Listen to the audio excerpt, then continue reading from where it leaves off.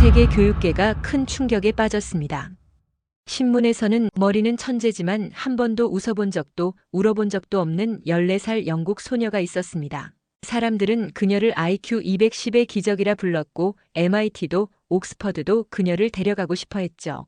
하지만 그 아이는 나는 사람이 아닌 것 같아요라는 한마디만 남기고 세상의 모든 스포트라이트를 피해 조용히 한국행 비행기에 올랐습니다. 놀랍게도 그녀가 향한 곳은 서울의 어느 오래된 주택가, 그리고 그곳에서 기다리고 있던 건 고급 병원도 유명한 교수도 아닌 한 평범한 할머니였습니다. 그리고 믿기 힘든 일이 일어났죠. 그녀는 한국에서 처음으로 울었습니다. 천재 소녀의 마음을 연 건 논문도 과학도 아니었어요. 과연 한국에서 어떤 일들이 있었는지 함께 들어보실까요? 그 전에 1초만 시간 내시어 구독과 좋아요 버튼 눌러주시면 큰 힘이 될 것 같습니다. 저는 어릴 때부터 남들과 달랐어요. 4살 때 이미 고등학교 수학을 풀었고 8살 때는 대학교 교수님들이 저에게 질문을 던졌죠.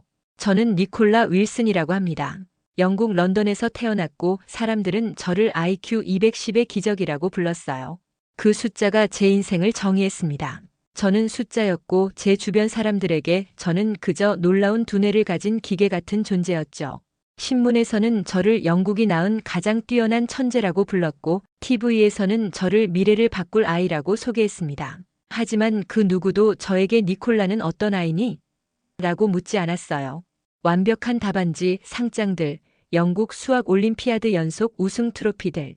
제 방은 마치 업적의 전시장 같았습니다. 벽에는 각종 인증서와 상장들이 빼곡했고 책장에는 대학교 수준의 교과서들이 가득했어요. 수학, 물리학, 생물학, 컴퓨터 과학까지 제가 관심 있는 모든 분야의 책들이었죠. 하지만 그 방에는 한 가지가 없었어요. 웃음소리였죠. 저는 한 번도 진심으로 웃어본 적이 없었습니다. 울어본 적도 없었고요. 수학 공식을 풀 때의 성취감은 알았지만 기쁨이 무엇인지는 몰랐어요. 누군가 슬픈 영화를 보며 눈물을 흘릴 때 저는 그저 이해할 수 없었습니다.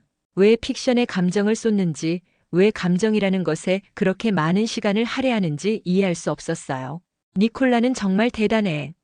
사람들은 항상 그렇게 말했어요. 선생님들은 저를 볼 때마다 감탄했고 동네 사람들은 저를 가리키며 저 아이가 천재 니콜라야라고 속삭였죠. 하지만 아무도 니콜라는 행복해? 라고 묻지 않았어요. 저도 스스로에게 그런 질문을 해본 적이 없었습니다. 행복이 무엇인지 알지 못했으니까요. 14살이 되던 해 MIT와 옥스퍼드에서 동시에 입학 제안을 받았습니다. 양쪽 모두 전액 장학금이었고 특별 프로그램까지 제안했어요. 모두가 축하했지만 저는 아무런 감흥이 없었어요. 그저 다음 단계로 넘어가는 일이라고만 생각했죠. 미래가 이미 정해진 것만 같았습니다. 대학 박사과정, 노벨상, 모두가 저에게 기대하는 경로였어요. 하지만 그 길에서 저는 어디에 있는 걸까요? 제 마음은 어디에 있는 걸까요? 어느 날 밤 거울 앞에 서서 제 얼굴을 들여다봤어요. 창백한 피부, 깊은 파란 눈동자, 항상 진지해 보이는 표정. 사람들이 말하는 감정이라는 것이 도대체 어떤 것인지 알 수 없었습니다. 저는 웃는 표정을 지어봤어요. 입꼬리만 올라간 어색한 미소였죠. 마치 로봇이 인간의 표정을 흉내내는 것처럼요. 그리고 울어보려고 했지만 눈물이 나오지 않았어요.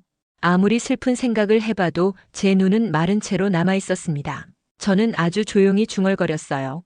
난 사람이 아닌 것 같아. 그 순간 제 가슴 깊은 곳에서 무언가 아픈 느낌이 들었어요. 감정이라기보다는 공허함이었습니다. 끝없이 깊은 우물 같은 공허함이요. 부모님은 걱정했지만 누구도 제 마음속을 들여다보지 않았어요. 아버지는 과학자였고 어머니는 수학 교수였습니다. 그들도 어떻게 해야 할지 몰랐던 것 같아요. 그들에게 저는 자랑스러운 딸이었고 제 성취는 그들의 기쁨이었죠. 하지만 제 내면의 공허함에 대해서는 얘기할 수 없었어요. 상담사들은 저를 천재라고만 했고 제 감정에 대해서는 시간이 지나면 나아질 거야 라는 말만 했죠. 마치 감정이 자라나는 식물처럼요. 하지만 시간이 지나도 아무것도 나아지지 않았어요. 오히려 더 심해진 것 같았습니다. 사람들과의 거리감은 더 커졌고 제 안의 공허함은 더 깊어졌어요. 밤마다 저는 창밖을 바라보며 자문했습니다.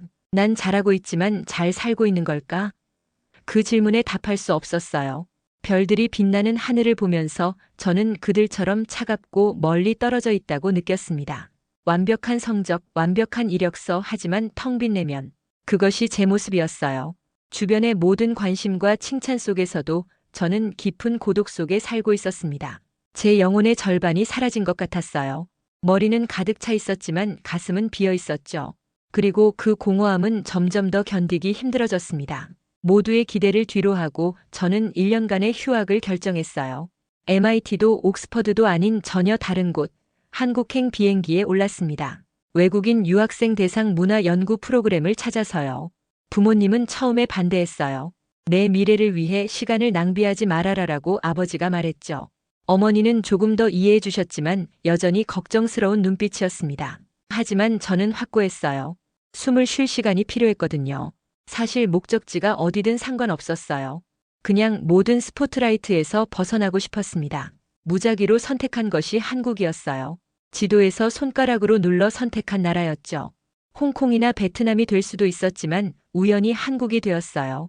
그때는 몰랐지만 그 우연한 선택이 제 인생을 완전히 바꿔놓을 거라는 것을요. 비행기에서 내려 서울에 도착했을 때 낯선 언어와 문화가 저를 둘러쌌어요.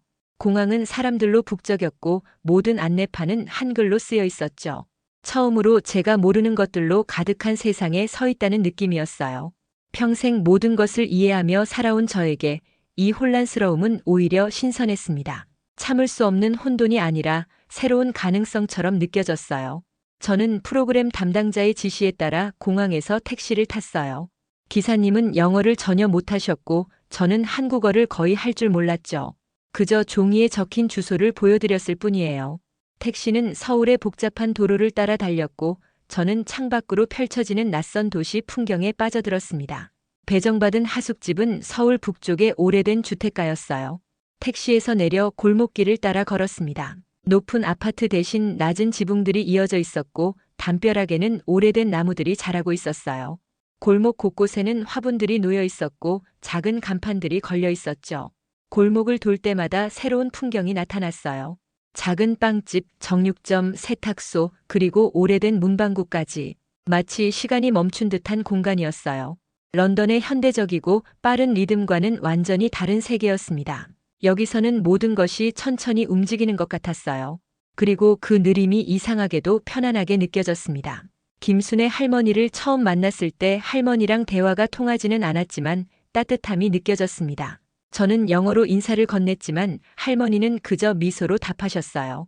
대신 손짓으로 집 안으로 들어오라고 하셨죠. 할머니는 제 무거운 캐리어를 직접 들려고 하셨어요. 저는 얼른 말리며 제가 들겠다고 했죠. 할머니는 고개를 저으시며 웃으셨어요. 말은 통하지 않았지만 그 순간부터 이상한 교감이 시작된 것 같았습니다.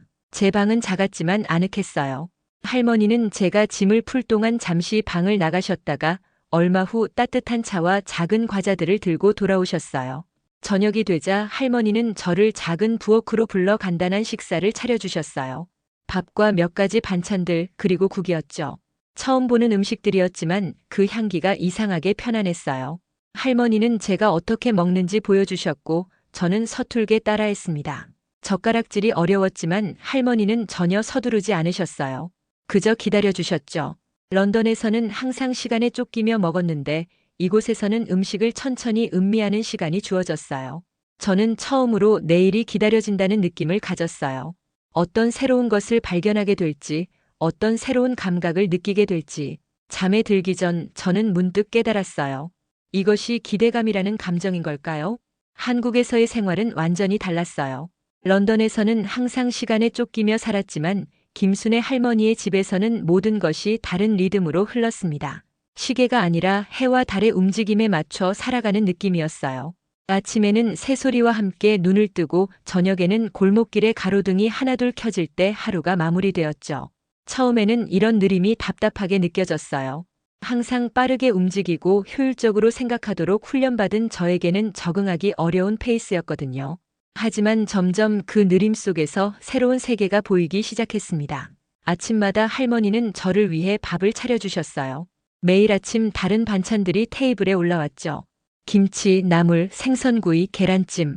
할머니는 저에게 모든 음식의 이름을 천천히 가르쳐 주셨어요.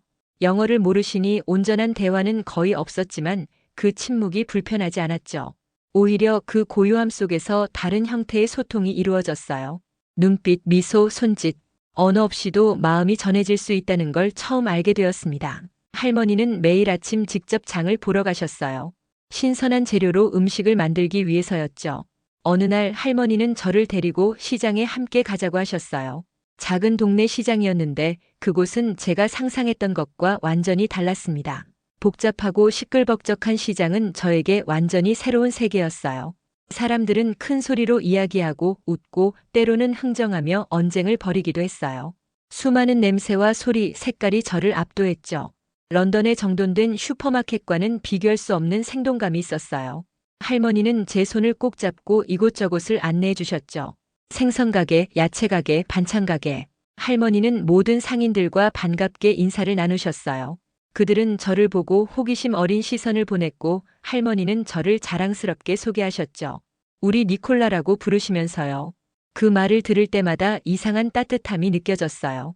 우리라는 단어가 주는 소속감, 그리고 그것이 주는 안전함을 처음으로 경험했거든요. 할머니는 이웃들과 자주 이야기를 나누셨고 저는 그 옆에서 조용히 듣고 있었어요. 말은 알아듣지 못했지만 그들의 표정과 몸짓에서 따뜻함과 친근함이 느껴졌습니다. 이웃들은 저에게도 친절했어요. 가끔 과일이나 작은 간식을 건네주기도 했고 서툰 영어로 인사를 건네기도 했죠. 그들의 관심은 제 IQ나 성취가 아닌 그저 저라는 사람 자체를 향한 것이었어요. 괜찮아, 우리 니콜라는 똑똑하니까. 할머니가 자주 하시는 말이었어요. 한글을 가르쳐 주실 때 제가 자꾸 실수를 해도 항상 그렇게 말씀하셨죠. 그런데 그 말이 이상하게 가슴을 따뜻하게 했어요. 사람들은 항상 제가 똑똑하다고 했지만 할머니의 말에는 뭔가 다른 의미가 담겨 있었거든요. 그건 제 능력에 대한 칭찬이 아니라 제가 노력하는 과정을 인정해주는 말이었어요. 학업과 성취가 아닌 그냥 저 자체를 인정해주는 것 같았습니다. 처음으로 누군가가 제 머리가 아닌 제 자체를 바라봐주는 것 같았어요. 천천히, 아주 천천히 저는 할머니의 리듬에 젖어들기 시작했어요. 아침에 일어나 창문을 열고 새소리를 듣는 것, 골목길을 산책하며 이웃들과 인사를 나누는 것, 저녁에는 할머니와 함께 텔레비전을 보는 것, 이런 소소한 일상이 제 마음에 안정감을 주었어요. 복잡한 수식이나 이론으로 가득 찬 머릿속이 조금씩 정리되는 느낌이었습니다. 마치 흐린 안개가 걷히고 맑은 하늘이 드러나는 것처럼요. 김순애 할머니는 특이한 방식으로 저에게 한국어를 가르쳐 주셨어요. 다른 선생님들은 먼저 문법이나 기본 단어를 알려주겠지만 할머니는 감정 단어부터 가르쳐 주셨거든요. 마치 감정이 언어의 기초라고 믿으시는 것처럼요. 처음에는 이해할 수 없었어요. 제가 배워온 모든 언어는 문법과 구조가 먼저였거든요. 하지만 할머니의 방식은 완전히 달랐습니다. 그리고 놀랍게도 그 방식이 저에게는 더 효과적이었어요.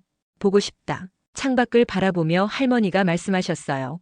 그리고 먼 곳을 응시하는 표정을 지으셨죠. 손짓과 표정으로 그 의미를 설명해 주셨어요. 그것은 단순한 그리움이 아니라 누군가를 다시 보고 싶어하는 간절함이었습니다.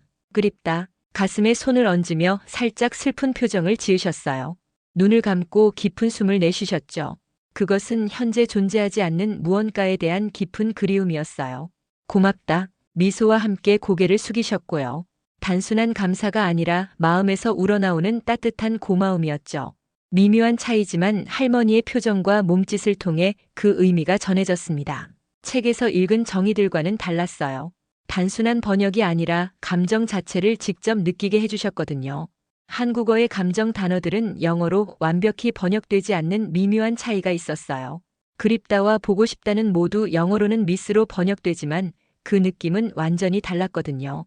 할머니는 그 미묘한 감정의 스펙트럼을 모두 보여주셨어요. 어느 비 오는 날 할머니는 오래된 사진첩을 꺼내셨어요. 서재의 낡은 책장 깊숙한 곳에서 꺼내신 앨범이었죠. 먼지를 조심스럽게 닦으시더니 저를 옆에 앉히고 함께 보자고 하셨어요. 젊은 시절의 사진들이었죠. 까만 머리에 환한 미소를 지닌 젊은 할머니, 결혼식 사진, 아이를 안고 있는 모습. 할머니의 인생이 페이지를 넘길 때마다 펼쳐졌어요. 한 사진에서 할머니가 잠시 멈추셨어요. 젊은 여성과 함께 찍은 사진이었습니다. 똑같은 미소, 비슷한 눈매. 할머니의 딸이 분명했어요. 할머니의 눈에 눈물이 맺혔어요. 천천히 그리고 조용히 흘러내렸죠. 그 눈물에는 깊은 슬픔이 담겨 있었어요.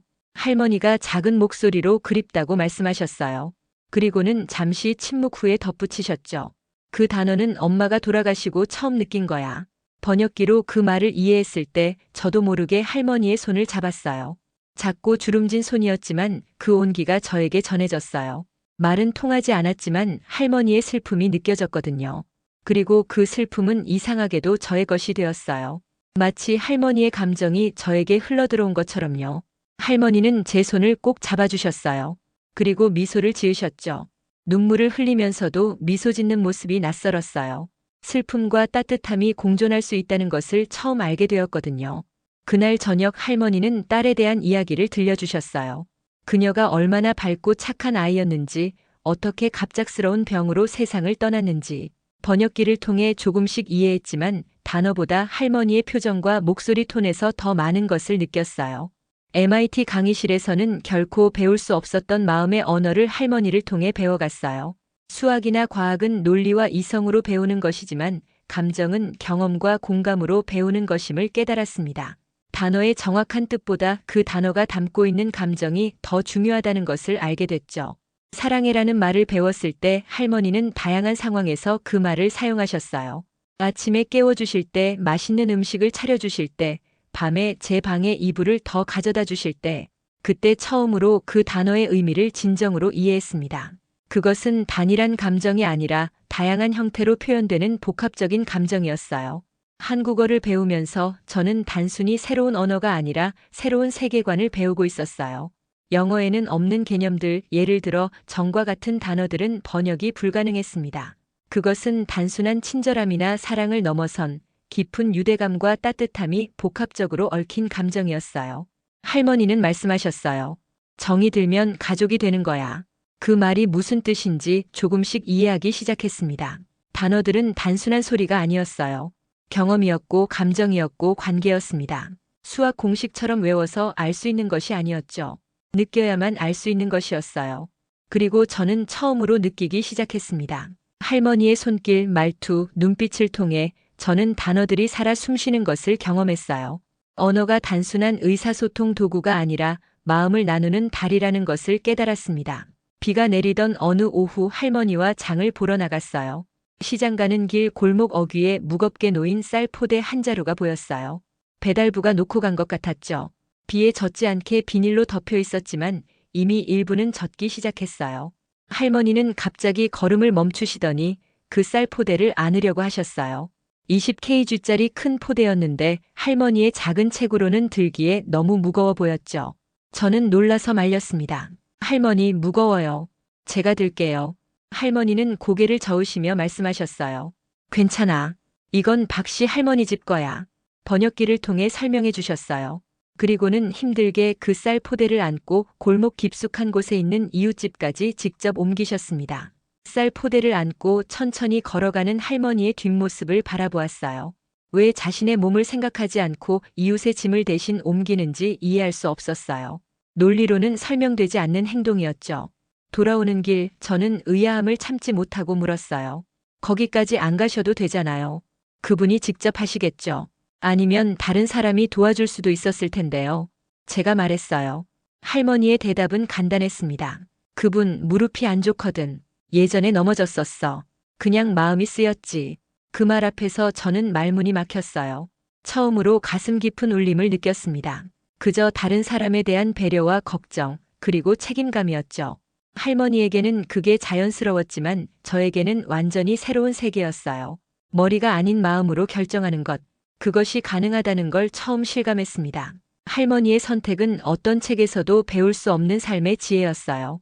그것은 감정과 이성의 조화, 자신보다 타인을 먼저 생각하는 마음, 그리고 작은 것에서 행복을 찾는 능력이었죠. 한국 생활이 석 달째 접어들었을 때 저는 작은 불안감과 외로움을 느끼기 시작했어요.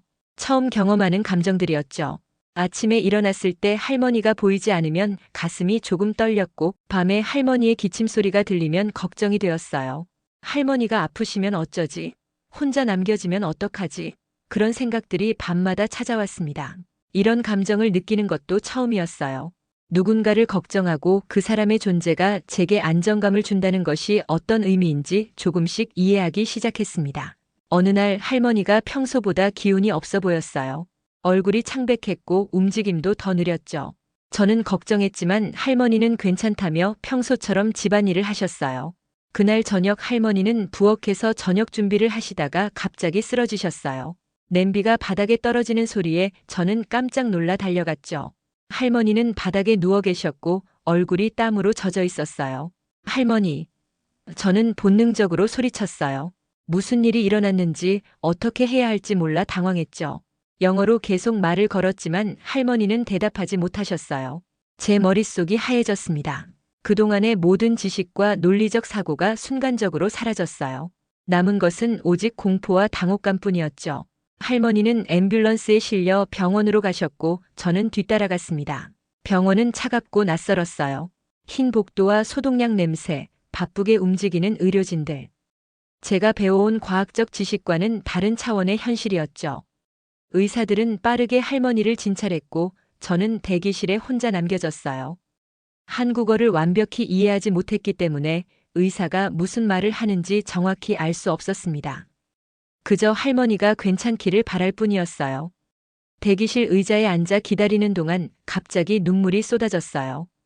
통제할 수 없는 눈물이었습니다. 흐느낌이 목을 타고 올라왔고 가슴이 아파왔어요. 처음으로 슬픔과 두려움이 무엇인지 깨달았습니다. 그것은 제가 통제할 수 없는 압도적인 감정이었어요. 머리로는 이해할 수 없지만 가슴으로는 직접 느껴지는 고통이었죠. 처음으로 누가 아픈 게 무서웠어요. 나중에 간호사에게 말했죠. 서툰 한국어였지만 제 마음은 정확히 전달되었어요. 간호사는 제 어깨를 토닥이며 웃었어요. 저는 할머니를 가족이라고 생각하고 있었나 봐요. 혈연 관계는 아니지만 마음으로 연결된 가족이요. 다행히 할머니는 가벼운 빈혈과 탈수 그리고 작은 타박상만 입으셨어요. 며칠 병원에 머무르시다가 퇴원하셨죠. 할머니가 입원해 있는 동안 저는 매일 병원을 찾아갔어요. 할머니 옆에 앉아서 책을 읽어드리기도 하고 병원 음식이 맛없다며 몰래 할머니가 좋아하시는 간식을 가져다 드리기도 했죠. 그 시간 동안 저는 할머니에 대해 더 많은 것을 알게 되었어요. 할머니의 젊은 시절 이야기, 딸을 잃은 슬픔, 그리고 그 후의 외로운 삶까지. 집으로 돌아오는 길 할머니는 제 손을 꼭 잡으셨어요. 아무 말도 없었지만 그 손길에서 안심이 느껴졌습니다. 병원 밖으로 나와 햇빛을 쬐는 할머니의 얼굴에는 평온함이 가득했어요. 그 순간 저는 알았습니다. 이것이 안도감이라는 감정이구나. 그날 밤 저는 다시 한번 울었어요. 이번엔 기쁨의 눈물이었죠. 할머니가 무사히 돌아오셨다는 안도감과 기쁨이 뒤섞인 감정이었어요. 저는 사람이 되기 시작했습니다. 웃고 울고 걱정하고 안심하는 사람이요. 머리만 있던 존재에서 마음도 있는 온전한 사람으로 변하고 있었어요. 그리고 그 변화는 생각보다 자연스러웠습니다. 마치 오랫동안 갇혀있던 감정이 마침내 해방된 것처럼요. 한국에서의 1년이 거의 끝나갈 무렵 저는 조금씩 한글을 쓸 수 있게 되었어요. 완벽하진 않았지만 간단한 문장은 만들 수 있었죠. 할머니는 매일 저녁 저에게 1시간씩 한글을 가르쳐 주셨어요. 처음에는 자음과 모음의 형태를 그리는 것부터 시작했죠. 할머니는 제 손을 잡고 함께 글자를 써보게 하셨어요. 마치 어린아이에게 글씨를 가르치듯이요. 기역, 니은, 디귿 단순한 선들이 모여 소리가 되고 그 소리들이 모여 의미가 되는 과정이 신기했어요. 영어와는 완전히 다른 체계였지만 그 논리성과 아름다움에 매료되었습니다. 한글은 과학적이면서도 예술적인 문자였어요. 마치 제 안의 이성과 감성이 만나는 지점 같았죠. 할머니는 제가 쓴 글자를 보시고 항상 칭찬해 주셨어요. 비뚤어진 글자도 틀린 문장도 모두 소중하게 여겨주셨죠. 그 과정에서 저는 실수를 두려워하지 않게 되었어요. 완벽해야 한다는 부담감 없이 그저 즐겁게 배우는 법을 알게 되었습니다. 어느 날 밤 저는 용기를 내어 작은 편지를 써보기로 했어요. 그동안 할머니에게 받은 사랑과 배움에 대한 감사의 마음을 전하고 싶었거든요. 몇 번이나 연습했지만 여전히 글씨는 서툴렀어요. 하지만 그것이 중요하지 않았습니다. 중요한 건 그 안에 담긴 진심이었으니까요. 다음 날 아침 저는 떨리는 마음으로 그 편지를 할머니께 건넸습니다. 간단한 문장이었어요. 할머니 덕분에 저는 웃고 울 수 있는 사람이 되었어요. 감사합니다. 삐뚤빼뚤한 글씨였지만 진심을 담았어요. 할머니는 그 편지를 읽으시고 눈시울을 붉히셨어요. 처음에는 아무 말씀도 안 하셨어요. 그저 편지를 손에 꼭 쥐고 계셨죠. 그리고 천천히 고개를 드시더니 제 눈을 바라보셨어요. 할머니의 눈에는 눈물이 가득했지만 행복한 미소를 짓고 계셨습니다. 아무 말 없이 저를 꼭 안아주셨죠. 그 포옹 속에서 저는 모든 것을 느꼈습니다. 사랑, 감사, 그리움, 기쁨. 이름 붙일 수 없는 수많은 감정들이요.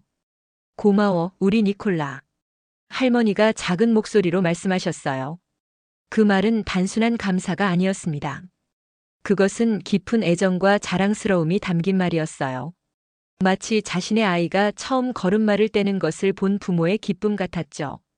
할머니는 제가 감정의 세계에 첫 발을 내딛는 것을 지켜보셨고 그것을 축하해 주셨습니다. 한국 떠나는 날 공항에서 할머니와 작별 인사를 나눴어요. 할머니는 제게 작은 보따리를 건네주셨죠. 열어보니 김밥과 과일 그리고 작은 떡들이 정성스럽게 쌓여 있었어요. 저는 할머니를 꼭 안아드렸습니다. 이제는 자연스럽게 할 수 있는 행동이었어요. 눈물이 나왔지만 슬픔만은 아니었습니다. 감사와 사랑 그리고 언젠가 다시 만날 거라는 희망이 담긴 눈물이었어요. 시간이 더 흘러 몇 년 후 저는 MIT를 졸업하고 다시 한국으로 돌아왔어요. 이번엔 서울대학교에서 감정 언어를 연구하는 연구자로서였죠. 저는 인간의 감정이 언어와 문화에 어떻게 반영되는지, 특히 서로 다른 문화권의 감정 표현 방식의 차이를 연구했어요. 그리고 그 연구의 중심에는 항상 정이라는 개념이 있었습니다. 제 첫 강의실 칠판에는 단 하나의 글자를 적었습니다. 정. 학생들은 호기심 어린 눈으로 저를 바라봤어요. 영국 출신의 금발 교수가 한글로 정이라는 글자를 쓰고 있는 모습이 신기했겠죠.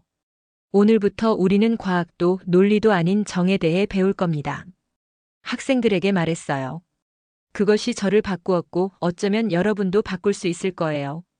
우리는 흔히 감정과 이성을 분리해서 생각하지만 진정한 지혜는 그 둘의 균형에서 나옵니다. 우리의 머리와 가슴이 함께 움직일 때 비로소 온전한 인간이 될 수 있어요. 학생들 사이에서 김순의 할머니가 미소 지으며 앉아 계신 모습이 보이는 것 같았습니다. 아마 제 상상이었겠지만 그 존재감은 너무나 생생했어요. 그분의 가르침과 사랑은 제 안에 깊이 새겨져 있었습니다. IQ 210의 천재가 아닌 웃고 울 수 있는 한 사람으로 서 있는 제 모습. 할머니는 그걸 사람이라고 불렀습니다. 저는 이제 진정한 의미의 사람이 되었어요. 제 머리와 가슴이 균형을 이루게 된 것이죠. 그리고 그 모든 변화의 시작은 한 그릇의 미역국과 한국 할머니의 따뜻한 정이었습니다. 오늘의 사연 어떠셨나요? 머리로만 살던 아이가 정으로 사람 되어가는 그 여정이 여러분 마음에도 따뜻하게 닿았기를 바랍니다. 아직 구독과 좋아요 버튼을 안 누르셨다면 부탁드릴게요. 그럼 저는 다음에 또 재미있는 사연 가지고 찾아올게요. 안녕히 계세요.